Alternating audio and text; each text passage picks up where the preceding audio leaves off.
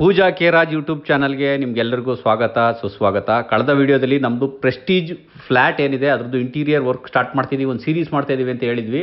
ಅದು ಮೊದಲನೇ episode, just ಹೇಳಿದ್ವಿ ಅಷ್ಟೇ.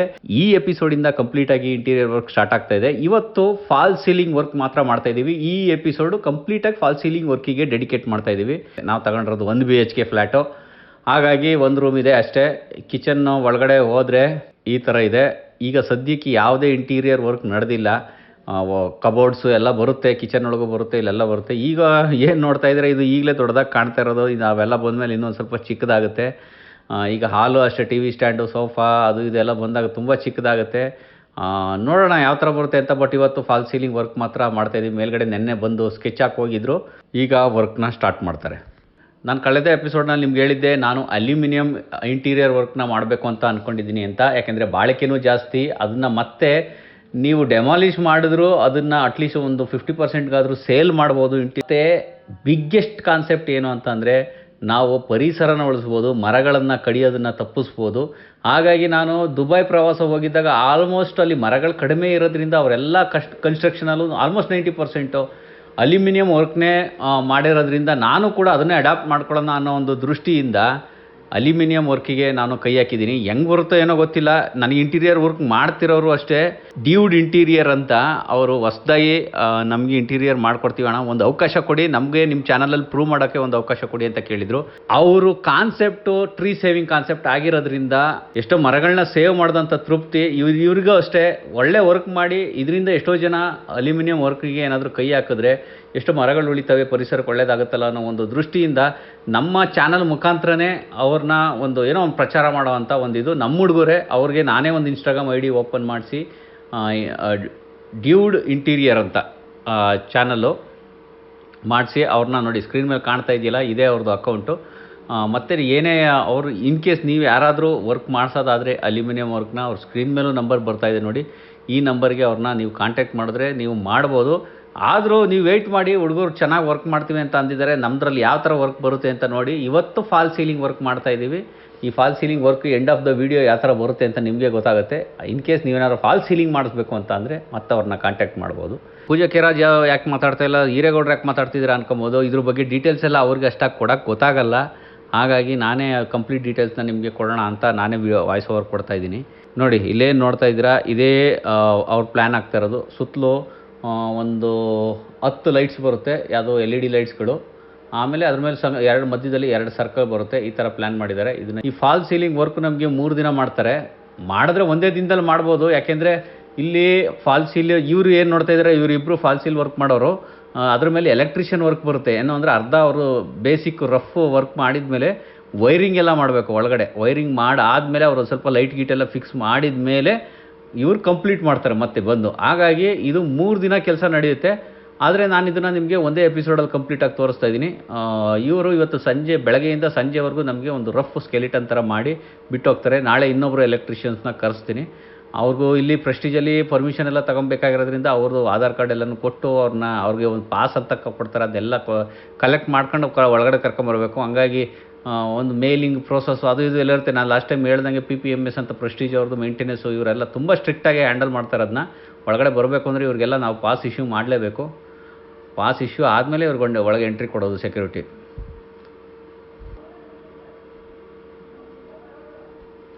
ಫಸ್ಟ್ ನೋಡಿ, ದಾರಗಿರ ಎಲ್ಲ ಹಿಡ್ಕೊಂಡು ಒಂದು ಪೌಡ್ರ್ ಹಚ್ಕೊಂಡು ದಾರಕ್ಕೆ ಅಲ್ಲಿಂದ ಇಲ್ಲಿಗೆ ನಾವು ಪೆನ್ಸಿಲಲ್ಲಿ ಲೈನ್ ಇಳಿಯೋದ್ರೆ ಎಷ್ಟು ಕಷ್ಟ ಆಗುತ್ತೆ. ಒಂದು ದಾರ ಹಚ್ಕೊಂಡು ಟಪ್ ಅಂತ ಹೊಡೆದ್ರು ಒಂದು ಲೈನ್ ಬಂದೋಯ್ತು. ಒಂದು ಔಟ್ಲೈನ್ ಹಾಕೊಳ್ಳೋಂಥ ಒಂದು ಪ್ರೋಸೆಸ್ ಇದು.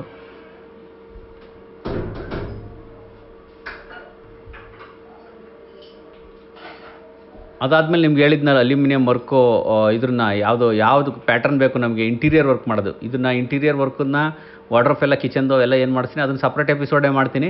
ಈ ಎಪಿಸೋಡಲ್ಲಿ ನೋಡಿ ಇವ್ರ ಹತ್ರ ಇರೋಂಥ ಪ್ಯಾಟರ್ನ್ಗಳು ಈ ಥರ ಎಲ್ಲ ಇದೆ. ಇದು ನೋಡೋಕ್ಕೆ ವುಡ್ ಕಲರ್ ಥರನೇ ಕಾಣುತ್ತೆ, ಆದರೆ ಅದು ಅಲ್ಯೂಮಿನಿಯಂ ವರ್ಕ್ ಆಗಿರುತ್ತೆ.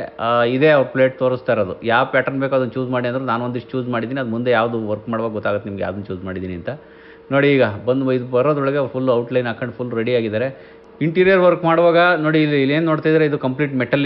ಈ ಪೀಸ್ ಇಟ್ಕೊಂಡು ಔಟ್ಲೈನ್ ಥರ ಮಾಡ್ಕೊತಾರೆ. ಇದನ್ನ ವುಡ್ಡಲ್ಲ ನೋಡಿ, ಇದು ಕಂಪ್ಲೀಟ್ ಏನು ಅಲ್ಯೂಮಿನಿಯಂ, ಇದು ಮೆಟಲ್. ಇದನ್ನ ಇಟ್ಕೊಂಡು ಈ ವಾರ್ಡ್ರೋಬ್ ಎಲ್ಲ ಮಾಡುವಾಗ ಅದನ್ನೆಲ್ಲ ಇದನ್ನು ಯೂಸ್ ಮಾಡಿ ಸ್ಕೆಲೆಟನ್ ಮಾಡ್ಕೊತಾರೆ. ಅದ್ರ ಮೇಲೆ ಬಿಲ್ಡ್ ಮಾಡ್ತಾ ಹೋಗ್ತಾರೆ. ನೋಡಿ ಇವ್ರದೆಲ್ಲ ಸ್ಕೆಚ್ ಎಲ್ಲ ಮುಗೀತು ಕಂಪ್ಲೀಟಾಗಿ ಯಾವ ಥರ ಬರುತ್ತೆ ಅಂತ ಒಂದು ರಫ್ ಸ್ಕೆಚ್ ಹೇಳಿದ್ವಲ್ಲ, ಈ ಥರ ಸರ್ಕಲ್ ಎಲ್ಲ ಮಾಡಿ ಒಂದು ಸ್ಕೆಚ್ನ ರೆಡಿ ಮಾಡ್ಕೊಂಡಿದ್ದಾರೆ. ಇನ್ನು ಇವ್ರ ಕೆಲಸ ಶುರು ಮಾಡ್ತಾರೆ. ಈಗ ಮೊದಲನೇ ಸರಿ ಏನೇ ಆಗಲಿ ಫ್ಲ್ಯಾಟ್ ತಗೊಂಡಾಗ ನೀಟಾಗಿರಬೇಕು ಅನ್ಸೋದು. ಡ್ರಿಲ್ ಮಾಡಿದ ತಕ್ಷಣ ಎದೆಗೆ ಮಳೆ ಹೊಡೆದಂಗೆ ಆಯಿತು. ಇನ್ನೇನು ಮಾಡ್ತೀರಾ, ಪ್ರೋಸೆಸ್ ಕೆಲಸ ಸ್ಟಾರ್ಟ್ ಮಾಡಲೇಬೇಕು ಅಂದರೆ ಇವೆಲ್ಲ ಮಾಡಲೇಬೇಕು. ಒಂದು ಡ್ರಿಲ್ ಮಾಡಬೇಕು ಅಂದರೂ ಕೂಡ ಇಲ್ಲಿ PPMS ಪರ್ಮಿಷನ್ ತಗೊಳ್ಳೇಬೇಕಾಗುತ್ತೆ. ಯಾಕಂದರೆ ಈ ಜಾಗಗಳಲ್ಲಿ ಸಿಕ್ಕಾಪಟ್ಟೆ ವೈರ್ಗಳು ಹೋಗಿರ್ತವೆ. ಒಂದು ವೈರ್ ಕಟ್ಟಾದರೂ ಕೆಳಗಡೆ ಇರೋರಿಗೆ ಮೇಲಿರೋರಿಗೆ ಯಾರಿಗೇ ಆಗಲಿ ಒಂದು ಬಿಲ್ಡಿಂಗಲ್ಲಿ ಒಂಚೂರು ಇಶ್ಯೂಸ್ ಬಂದರು ಗೊತ್ತಿಲ್ಲದೇ ನಾವೇನಾದ್ರು ಕೊರೆದ್ರು ಏನಾದ್ರು ಕ್ರ್ಯಾಕ್ ಆಯಿತು ಅಂತಂದರೆ ತೊಂದರೆ ಆಗುತ್ತೆ ಅನ್ನೋ ಒಂದು ಕಾರಣಕ್ಕೆ ಫಸ್ಟು ಪರ್ಮಿಷನ್ ಅದಕ್ಕೆ ಇರೋದು.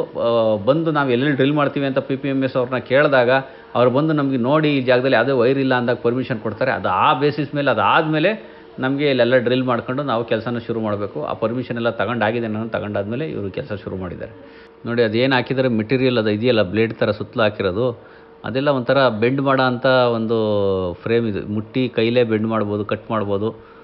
ಅಷ್ಟು ತೆಳುವಾಗಿರುತ್ತೆ ಇದೊಂದು. ಇದು ಅಲ್ಯೂಮಿನಿಯಮ್ದೆ, ಬಟ್ ತುಂಬ ತೆಳುವಾಗಿರುತ್ತೆ, ಎಲ್ಲ ಬೆಂಡ್ ಮಾಡೋ ಅಂಥದ್ದು. ಇಲ್ಲೇನು ನೋಡ್ತಾ ಇದ್ದರೆ ಇದು ಪಾರ್ಟಿಷನ್ಗೆ ಯೂಸ್ ಮಾಡ್ತೀವಿ ನೋಡಿ. ಏನೋ ಮನೆ ಒಂದು ಖಾಲಿ ಇದ್ದಾಗ ಒಂದು ಗೋಡೆ ಕಟ್ಟಬೇಕು ಅಂದರೆ ಒಂದು ಪಾರ್ಟಿಷನ್ಗೆ ಬೋರ್ಡ್ ಯೂಸ್ ಮಾಡ್ತೀವಲ್ಲ, ಆ ಬೋರ್ಡ್ನೇ ಯೂಸ್ ಮಾಡ್ಕೊಂಡು ಸುತ್ತ ನೋಡಿ ಕಟ್ ಮಾಡಿ ಒಂದು ಸರ್ಕಲ್ ಥರ ಮಾಡ್ಕೊಂಡಿದ್ದಾರೆ. ಈಗೇನು ಸರ್ಕಲ್ ರೆಡಿ ಇರೋದು ಬರೋಲ್ಲ, ಮೇಲ್ಗಡೆ ಏನು ಸರ್ಕಲ್ ಇರುತ್ತಲ್ಲ ಮಾಡ್ತೀವಲ್ಲ ಇವೆಲ್ಲ ರೆಡಿ ಇರೋಲ್ಲ. ಇವರು ತಗೊಂಬಂದು ಇಲ್ಲೇ ವರ್ಕ್ ಮಾಡೋದು. ನೀವು ಯಾವುದೇ ಡಿಸೈನ್ ಕೊಡಿ ಈ ಡಿಸೈನ್ ಮಾಡಿಕೊಡ್ತಾರೆ ಅವರು. ಈಗ ನಾನು ಅಪ್ರೂವ್ ಮಾಡಿದ್ದು ಈ ಡಿಸೈನು ಎಲ್ಲ ರೀತಿಯೂ ಮಾಡ್ತಾರೆ. ವುಡ್ ಸ್ಟ್ರಕ್ಚರ್ ಬೇಕು ಮೇಲ್ಗಡೆ ಅಂದರೆ ಅದನ್ನು ಕೂಡ ಮಾಡ್ತಾರೆ ಇವರು. ಈಗ ನಂದು ಕಂಪ್ಲೀಟ್ ಅದೇನು ವಾಲ್ ನೋಡ್ತಾ ಇದ್ದಾರೆ ಮೇಲ್ಗಡೆ ಫಾಲ್ ಸೀಲಿಂಗು, ಅದರದ್ದು ಒಂದು ಅಡಿಗೆ 20 ರೂಪಾಯಿ ಅನಿಸುತ್ತೆ. 20-25 ಮೆಟೀರಿಯಲ್ ಎಲ್ಲ ಅವ್ರದ್ದೇ ಅನಿಸುತ್ತೆ. ಪ್ರೈಸು ನಿಖರವಾಗಿ ಹೇಳೋಕ್ಕಾಗಲ್ಲ, ಡಿಪೆಂಡ್ಸ್ ಆನ್ ಯಾವ ಡಿಸೈನ್ ತೊಗೊತೀರ ಅದ್ರ ಮೇಲೆ ಬರುತ್ತೆ ಅದು. ಒಂದು ಸ್ವಲ್ಪ ಹೆಚ್ಚು ಆಗ್ಬೋದು, ಕಡಿಮೆನೂ ಆಗ್ಬೋದು, ಆ ಥರ ಇರುತ್ತೆ. ನೋಡಿ ಇಲ್ಲೂ ಅಷ್ಟೇ ಒಂದು ಬೋರ್ಡ್ ತಗೊಂಡು ಈ ಥರ ಕಟ್ ಮಾಡಿ ಕಿಚನಲ್ಲಿ ಇಟ್ಟಿದ್ದಾರೆ. ಯಾಕೆಂದರೆ ಅದು ವೈರಿಂಗ್ ಎಲ್ಲ ಆದಮೇಲೆ ಈ ಬೋರ್ಡ್ನ ತಗೊಂಡು ಅಲ್ಲಿಗೆ ಫಿಕ್ಸ್ ಮಾಡಿ ಫೈನಲ್ ಇದು ಮಾಡ್ತಾರೆ. ಆ್ಯಕ್ಚುಲಿ ಇವತ್ತಿಗೆ ಇವ್ರದ್ದು ರಫ್ ವರ್ಕು ಏನಿದೆ ಇವೆಲ್ಲದನ್ನು ಫಿಕ್ಸ್ ಮಾಡಿ ಮೇಲೆ ವಾಲ್ಗೆಲ್ಲ ಫಿಕ್ಸ್ ಮಾಡಿ ಈ ಥರ ಬೋರ್ಡ್ನೆಲ್ಲ ಹಾಕೊಂಡು ರೆಡಿ ಮಾಡಿ ಇಷ್ಟು ಕಂಪ್ಲೀಟ್ ಮಾಡಿದ್ದಾರೆ. ಇವತ್ತು ಆಲ್ಮೋಸ್ಟ್ ಮಾಡಿದ್ರೆ ಒಂದೇ ದಿನದಲ್ಲಿ ಮಾಡ್ಬೋದು ಇವರು ಇದನ್ನು. ಆದರೆ ಇವ್ರ ಜೊತೆ ಒಬ್ಬರು ಎಲೆಕ್ಟ್ರಿಷಿಯನ್ ಇರಲೇಬೇಕು. ಯಾಕಂದರೆ ಇಲ್ಲೆಲ್ಲ ಲೈಟಿಂದು ಏನು ವೈರಿಂಗ್ ಇದೆ, ಈ ವೈರಿಂಗ್ ಎಲ್ಲ ಆದಮೇಲೆ ಇವರು ಕೆಲಸನ ಕಂಪ್ಲೀಟ್ ಮಾಡಬೇಕು. ಹಂಗಾಗಿ ನಾಳೆ ಬರ್ತಾಯಿದ್ದಾರೆ ಎಲೆಕ್ಟ್ರಿಷಿಯನ್ನು. ಅವ್ರನ್ನ ನಾನು ಕರೆದಿದ್ದೆ, ಆದರೆ ಅವ್ರು ಫ್ರೀ ಇಲ್ದಿರೋ ಕಾರಣ ನಾಳೆ ಬರ್ತೀವಿ ಅಂತ ಹೇಳಿದ್ದಾರೆ. ಹಂಗಾಗಿ ಇವರು ಇವತ್ತು ಅರ್ಧಕ್ಕೆ ಬಿಟ್ಟು ಹೋಗ್ತಾರೆ. ನಾಳೆ ಬಂದು ಅವರು ವೈರಿಂಗ್ ಮಾಡಿ ಅವೆಲ್ಲ ಕನೆಕ್ಷನ್ ಎಲ್ಲ ಫಿಟ್ ಮಾಡಿ ಲೈಟ್ ಹತ್ತಿಸ್ತಾರೆ. ಲೈಟ್ ಹತ್ತಿಸಿದ ಮೇಲೆ ಇವ್ರು ಬಂದು ಫುಲ್ಲು ಫೈನಲ್ ಮಾಡಿಕೊಡ್ತಾರೆ. ಈಗ ನೋಡೋಣ next electrician work. Fall ceiling ಅವರೆಲ್ಲ ಹೋದರು. ಈಗ ನೋಡಿ ನೆಕ್ಸ್ಟ್ ಡೇ ಬಂದೆ PPMS ಅವ್ರ ಹತ್ರ ಪಾಸ್ ಕಲೆಕ್ಟ್ ಮಾಡ್ಕೋಬೇಕು. ಯಾರಿಗೆ? ಎಲೆಕ್ಟ್ರಿಷಿಯನ್ಗೆ. ಪ್ರತಿಯೊಬ್ಬರು ಬಂದಾಗ ಅವ್ರದ್ದು ಆಧಾರ್ ಕಾರ್ಡ್ ಎಲ್ಲ ಕಲೆಕ್ಟ್ ಮಾಡ್ಕೊತಾರೆ. ಯಾಕೆಂದರೆ ಎಲ್ಲ ರೆಸ್ಪಾನ್ಸಿಬಿಲಿಟಿ ಇವರೇ ತಗೊಂಡಿರ್ತಾರೆ. ಒಳಗಡೆ ಆಗೋ ಹೋಗುಗಳೆಲ್ಲ ಯಾರು ಬಂದು ಏನೇನೋ ಕೆಲಸ ಮಾಡಿ ಹೋಗ್ತಾರೆ ಅನ್ನೋ ಒಂದು ಕಾರಣಕ್ಕೆ ಪ್ರತಿಯೊಂದು ಸ್ಟ್ರಿಕ್ಟಾಗಿ ಹ್ಯಾಂಡಲ್ ಮಾಡ್ತಾ ಇರ್ತಾರೆ. ಹಂಗಾಗಿ ಇವ್ರ ಹತ್ರ ಬಂದು ಈಗ ಅವ್ರಿಗೆ ಇದು ಕೊಟ್ಟು ಎಲೆಕ್ಟ್ರಿಷಿಯನ್ಗೆ ಪಾಸ್ನ ಕಲೆಕ್ಟ್ ಮಾಡ್ಕೊಂಡು ಬಂದೆ. ಇವರೇ ನೋಡಿ ಇವತ್ತು ಎಲೆಕ್ಟ್ರಿಷಿಯನ್ ಒಬ್ರು ಬಂದಿದ್ದಾರೆ. ಎದೆಗೆ ಡ್ರಿಲ್ ಮಾಡ್ದಂಗೆ ಆಗ್ತಾಯಿದೆ. ಹೊಸ ಮನೆದು ಗೋಡೆ ಪೇಂಟ್ ಹೊಡೆದು ಕೊಟ್ಟಿದ್ರು. PPMS ಅವ್ರ ಹತ್ರ ಪರ್ಮಿಷನ್ ತಗೊಂಡಾದ್ಮೇಲೆ ಕೊರೆದು ರೆಡಿ ಮಾಡ್ತಾಯಿದ್ದಾರೆ. ಅಯ್ಯೋ ಕೊರಿತಿದ್ದಂಗೆ ಅದು ಏನು ಧಾರಾಕಾರವಾಗಿ ಧೂಳು ಅಂತೀರಾ, 5 ನಿಮಿಷ ನಿಲ್ಲಕ್ಕಾಗಲಿಲ್ಲ ನನಗೆ. ಇದೊಂದು ಇಂಟೀರಿಯರ್ ವರ್ಕ್ ಮಾಡಿಸಿ ಮುಗಿಯೋವರೆಗೂ ಮನೆ ನೋಡೋಕ್ಕಾಗಲ್ಲ, ಅಷ್ಟು ಧೂಳಾಗಿರುತ್ತೆ ನೋಡಿ. ಇದರೊಳಗೆಲ್ಲ ವೈರಿಂಗ್ ಮಾಡಿಬಿಟ್ಟು ಈಗ ಮತ್ತೆ ಪ್ಲಾಸ್ಟರ್ ಪಾರಿಸಾಗಿ ಇದನ್ನು ಮುಚ್ತಾರೆ.